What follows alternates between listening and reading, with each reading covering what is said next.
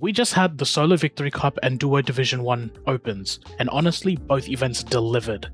New players are starting to make noise. A last minute duo just put up one of the most dominant single day performances we have ever seen in this current format, and one solo cup run was way more impressive than the scoreline suggests. Let's break it all down. In the Solo Victory Cash Cup, we saw Paris, 2 games played, 2 wins. Perfect run. His first win, he got a 7-kill win, meaning he wasn't just playing for survival. He was actively taking fights, winning them, and still closing out the game. Then in his very next match, he did it again. Another victory royale, 2 more eliminations. Now here's what makes it even extra impressive. That was Paris's first time ever winning in the Solo Victory Cash Cup. Most players are happy to finally get their first win. Paris got 2 in the same cup on the same day. Now when you zoom out on his season, he's already qualified for 2 Division 1 finals, so this isn't clearly a fluke. This is a player who has been building consistently, and right now everything is clicking at the right time. Keep an eye on him, seriously. But Paris wasn't the only standout, because Caesars had a run that, on a significantly different day, could have looked just as impressive. He picked up a victory royale with 7 eliminations, aggressive but controlled, never out of position in the endgame, and in another match, a second place with 7 eliminations, 1 fight away from back-to-back wins. What stands out about Caesars is that in his game, it isn't built on raw mechanics alone. He picks smart fights, he positions himself well, and consistently makes the right call.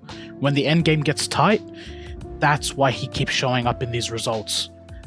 I actually put together a dedicated breakdown of exactly how he won his game, the rotations, the fights he picked, and the decisions he made in the final circle.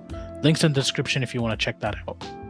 After the Solo Cash Cup, the real question is whether this is just 2 players having a good day, or whether we're watching a new group of players genuinely start to take over this region.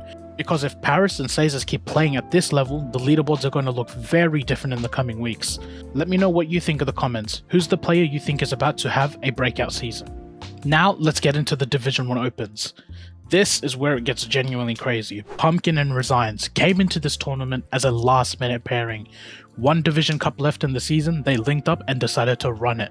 Game 1, 6 kills, 26th place, a rough start. Then Game 2 happened, a 17 kill win, but they weren't finished there. Game 3, a 16 kill win. Back-to-back victories with just over 30 combined eliminations.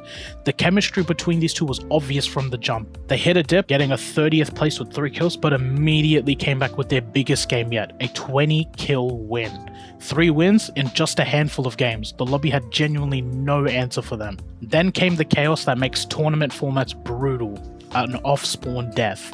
Most duos lose their rhythm after a game like that, not Pumpkin and Resigns though. They bounced back with an 11 kill 5th place, then despite a 7 kill 30th, came straight back 21 kill win. 1 more rough game, 0 kills, 30th, and heading into the final game of the day, the question was simple. Could they close it out? A 19 elimination win. At the end of the day, Pumpkin and Resigns ended with 5 wins, 729 points, and 120 eliminations as a duo. All that from a duo that formed because they only had 1 cup left in the season. That's one of the most dominant single day performances this format has seen in OCE. Now that's just day 1.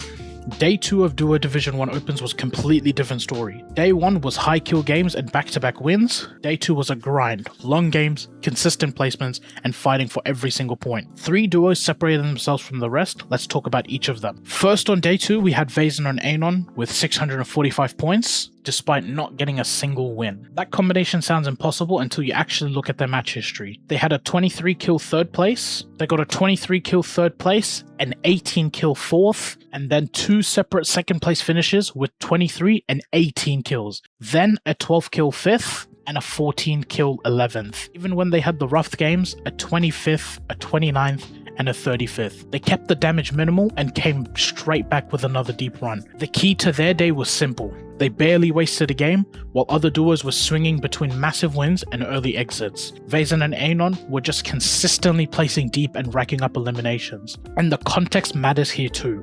These two have already qualified for the EWC together this season. They know how to play off each other. They know how to read a lobby. And on day 2, that experience showed at every stage. 645 points, not a single win needed from these two. We also saw a dominant performance from Dummy and Falcon. They had a very clear identity as a duo, they land tip-top every single game, and they commit to that drop.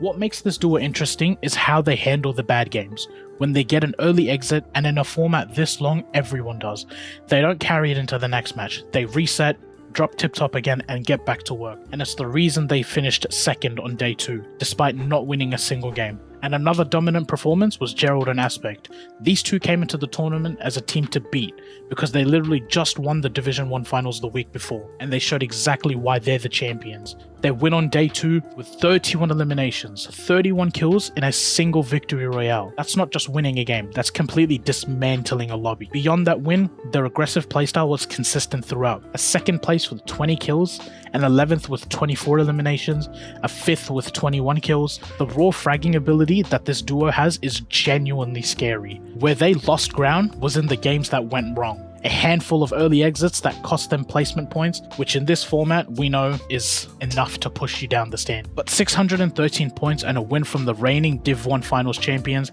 they're still very much a threat, and anyone sleeping on them going forward is making a huge mistake. When you look at both days altogether, one duo stands completely alone at the top. That's Pumpkin and Resigns. 1,265 points with 7 wins. 7 wins across a 2-day open as a last-minute pairing. Not just winning games, winning them with 17, 19, 20, and 21 eliminations plus. No other duo in this tournament was operating at this level. Second overall, we had Vazen and Anon with 1,214 points and 2 wins across the days. The EWC qualified duo showing exactly why they're one of the most consistent pairings in the region. Third overall, we had Dummy and Falcon, 996 points across the full tournament, 0 wins, nearly 1,000 points, pure consistency from these both from start to finish, landing tip-top of the map every game and grinding out points where the other duos were falling apart. And that wraps up Duo Division 1 Opens, and if you haven't subscribed yet, make sure you do, because it's only going to get more competitive from here.